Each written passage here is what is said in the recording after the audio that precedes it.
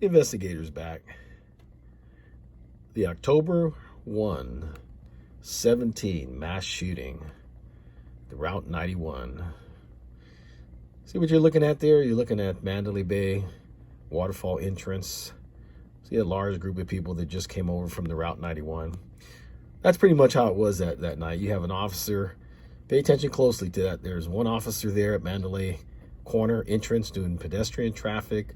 There's one directly across the street, and then there's one at the corner of the Route 91. So there's three officers doing pedestrian traffic because, you know, there's lots of cars, lots of people, traffic, big venue going on. And now the important thing I want to say, if it weren't for this officer posted at the waterfalls, the mystery would never be uncovered.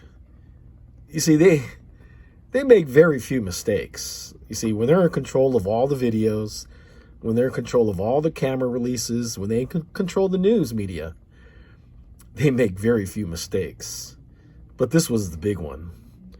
This was a big one because this officer right here, right there, he's listening to the single gunfire at the start of the massacre. And what does he do? He doesn't go into Mandalay Bay, right? He walks down Mandalay Road. You see, I believe that to be Charleston Hartfield. Metro Officer Charleston Hartfield. 6'6", black officer. And guess what? The only officer to die that day was Metro Officer Charleston Hartfield. But said to be off duty by his sheriff, Joe Lombardo. Off duty at the Route 91, family and friends, and they have witnesses to say so, enjoying the festival. And then when the gunfire started, the volleys and whatnot, so at some point he was escorting people out, you know, saying don't run and whatnot. So says the story. So goes the story.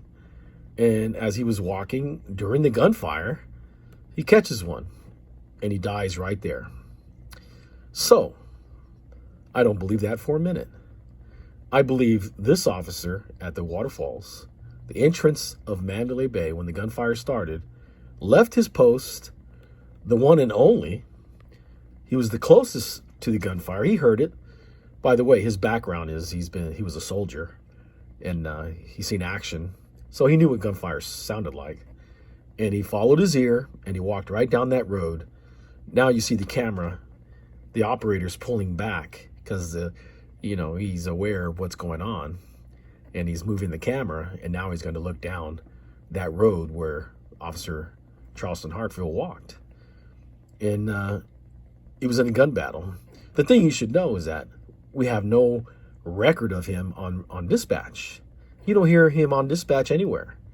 There's no police report. There's no record of him. And that officer, whether you believe it's Charleston Hartfield or not, he's not on record anywhere. There's no police report of him doing what he's doing, leaving to investigate the gunfire. Zero, nada. More indication that something is very wrong. But if it were not for that officer at that corner, the mystery of the real shooters and where they were shooting from would have never been uncovered. Believe me, it wasn't a lone gunman from the 32nd floor, Stephen Paddock. I don't care how many agents, how many people say that they are, especially one character by the name of Mike Turber, who doesn't know what the hell. He's an agent for the FBI in Mandalay Bay. He's a publicist. But anyway, if it wasn't for the one officer that you should pay attention to, Charleston Hartfield, Metro Officer Charleston Hartfield, the mystery of the shooting from Mandalay Bay would never have been uncovered. It was a terrorist attack, and it was from the tram station, and that's where he walked. He walked down there, and he was in a gun battle with the terrorists, and he lost his life down there. Of this, I'm not like his brother who says, "Oh, I think Steve did. I'm 99% sure." Nah. I'm 100% sure it wasn't Stephen Paddock. I'm 100% sure it wasn't a lone gunman on a 32nd floor. I'm 100% sure that the attack was from the Mandalay tram station, it's because of the one officer, the one Charleston Hartfield, the investigator,